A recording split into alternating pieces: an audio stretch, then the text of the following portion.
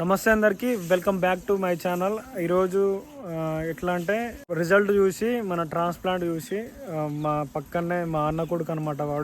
వానికి ఒక 27 అట్లా ఉంటాయి ఏజ్. నన్ను ఒక 9 months or 10 months నుంచి వాచ్ చేస్తుండు. సర్జరీ కాకముందు నుంచి, సర్జరీ అయినప్పుడు, సర్జరీ అయినాక ఇప్పుడు కూడా ప్రజెంట్ నన్ను వాచ్ చేసి మననే రీసెంట్ గా ఒక 10 days బ్యాక్ 10 days కాదు 1 week బ్యాక్ సర్జరీ చేసుకున్నాను అనమాట. సేమ్ నేను చేసుకున్న డాక్టర్ దగ్గరనే, పంకజ్ సార్ దగ్గర, సేమ్ సూరత్ బ్రాంచ్ లో సర్జరీ చేసుకుండు. సో వానికి రోజు హెడ్ వాష్ ఉందన్నమాట.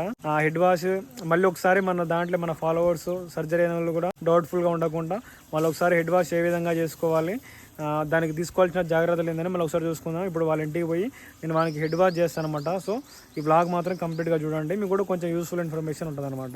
ఇప్పుడు మనకి హెడ్ వాష్ కి కావాల్సిన ఎక్విప్మెంట్స్ వచ్చి coconut oil, next Gillette foam, ఇంకా జాన్సన్ బేబీ షాంపూ అనమాట.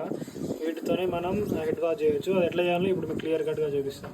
ఫస్ట్ అయితే మనకి కోకోనట్ ఆయిల్ అప్లై చేయాలి హెడ్ మీద. ఇది ఒక అప్లై చేసి మనకి సర్జరీ అయిన పార్ట్ మొత్తం మంచిగా ఇట్లా అయ్యేటట్టు చూసుకోవాలి. అది ఒక మనకి 10 to 15 minutes ఇట్లా ఉంచుకోవాలన్నమాట. సో గ్లౌజులు తెస్తానికి పోయారు మనం. ఇప్పుడు గ్లౌజులు ఉంటే బెటర్ ఉంటుంది. మనకి సర్జరీ అయిన 7th day రోజు ఈ హెడ్ వాష్ చేస్తారనమాట. ఫస్ట్ అయితే ఇట్లా మన సర్జరీ అయిన పార్ట్ వరకు మొత్తం కోకోనట్ ఆయిల్ అప్లై చేసుకోవాలి. అది అప్లై చేసుకున్నాక ఒక 10 to 15 minutes అట్లా మనం వదిలేసినట్లయితే మనకి అది కొంచెం మెత్తబడిపోయి తర్వాతకి మనం హెడ్ వాష్ చేసినప్పుడు ఈజీగా ఉంటుంది అనమాట.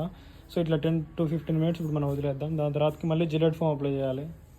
ఇప్పుడు మనం కోకోనట్ ఆయిల్ అప్లై చేసిన తర్వాతకి హ్యాండ్కి గ్లవ్ వేసుకుంటే కొంచెం మనకి స్మూత్గా ఉంటుంది అనమాట. హ్యాండ్కి గ్లవ్ వేసుకొని మనం ఇప్పుడు జిల్లెట్ ఫోమ్ అప్లై చేయాలి. మనం జిల్లెట్ ఫోమ్ మనకి ట్రాన్స్ప్లాంట్ ఏరియా దగ్గర మనం మొత్తం అప్లై చేసుకోవాలన్నమాట.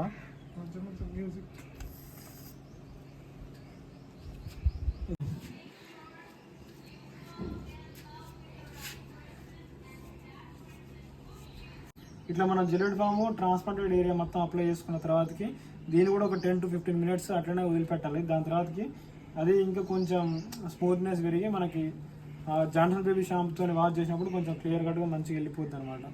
ఇప్పుడు మనకి 10 minutes తర్వాత జిల్లెట్ ఫామ్ అప్లై చేసినాక నిమ్మలంగా మనకి వాటర్తోని స్కాల్ప్ మీద పోసి ఇప్పుడు మీకు చూపిస్తా, అట్లా చేయండి.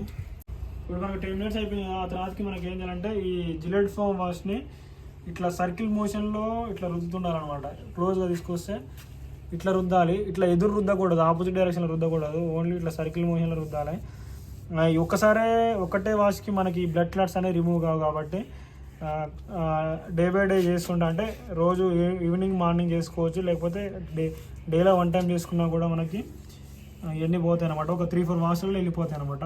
సో ఇట్లా సర్కిల్ మోషన్లో రుద్దాలన్నమాట మనకి.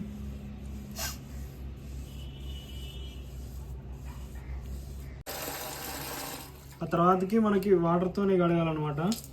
ఈ వాటర్తో కడిగిన తర్వాతకి మళ్ళీ జాన్సన్ బేబీ షాంపూని అప్లై చేయాలి. కొంచెం పైకి అంతా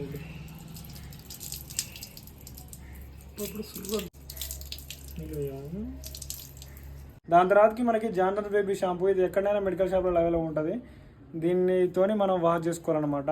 ఇప్పుడు మనం ఎట్లా చేయాలో చూపిస్తా. తీసుకోవడానికి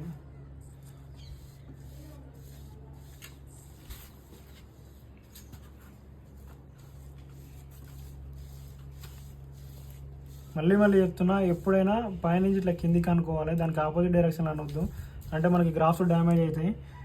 మనకి సర్జరీ అయిన ఒక 10 to 15-20 days మనం జాగ్రత్తగా కాపాడుకుంటేనే మనకి రిజల్ట్ అనేది మంచిగా ఉంటుంది అనమాట. లేకపోతే చాలా ఇబ్బంది అయితే మనం చేసినంత వృధా అయిపోద్ది. నిలుగొట్టి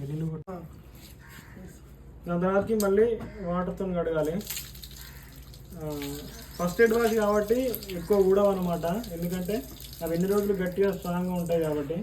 సో మనకి హెడ్ వాషెస్ ఒక 2, 3, 4, 5 అవుతున్న కొద్దీ ఊడిపోతాయి అనమాట.